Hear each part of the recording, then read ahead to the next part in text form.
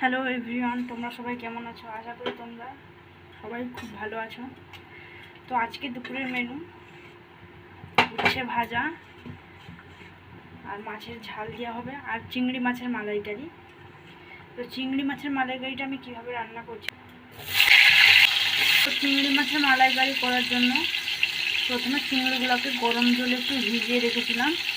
আলু আর চিংড়ি একসাথে ভেজে নেব।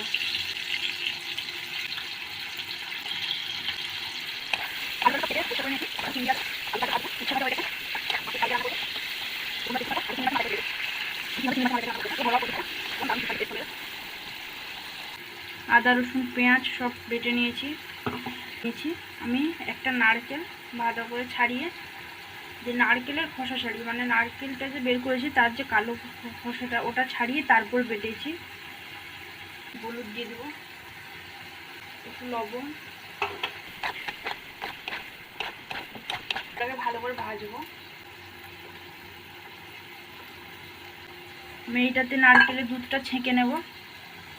এখানে ভাজতে ভাজতে ভালো করে ছেঁকে নেব।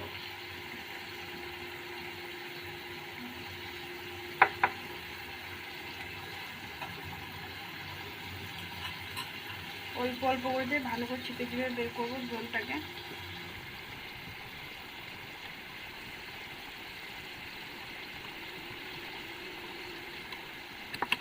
এইভাবে পুরো নারকেলের দুধটা বের করে নেবো আস্তে আস্তে করে।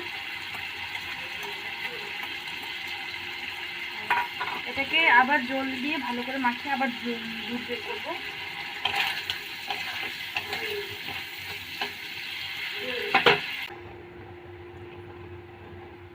রিফাইন তেল দিয়েছি একটু, আর একটু সরষের তেল দেবো, বেশি দেবো না যেহেতু নারকেল থেকে তেল বেরোবে, বুঝে গেছে।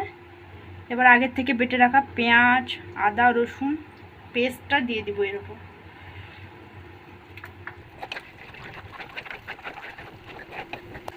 এতে আমি নুন দিয়ে দেবো পুরো।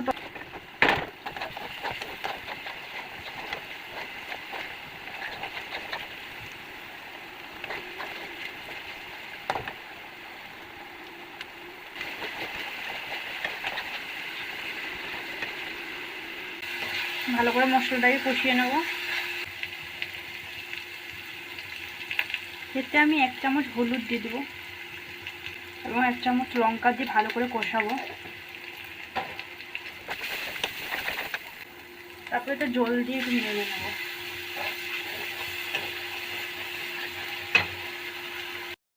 মশলা থেকে তেল ছেড়ে এসছে। এবার এতে আমি চিংড়ি মাছটা দিয়ে দেবো, ভালো করে রান্না করে নেব। ভালো করে কষানো হয়ে গেলে এই যে 1 বাটি যে দুধ বের করে রেখেছিলাম না নারকেল থেকে, ওই দুধটা দিয়ে দেবো। এই বাটিটা ধোয়া জল দেব। ব্যাস 10 মিনিট ফুটলেই হয়ে যাবে চিংড়ি মাছের মালাইকারি। কালারটা দেখেছো? তো আজকে আমাদের দুপুরের মেনু হচ্ছে চিংড়ি মাছের মালাইকারি আর মাছের ঝাল দিয়া উচ্ছে আলু ভাজা।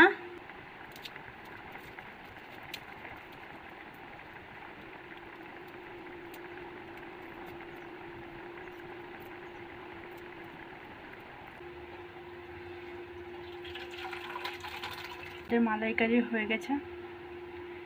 এবার কমেন্ট করে জানাবে কেমন হয়েছে। আজকের মতন এইখানে দেখা হচ্ছে পরে নতুন কোনো ভিডিওতে।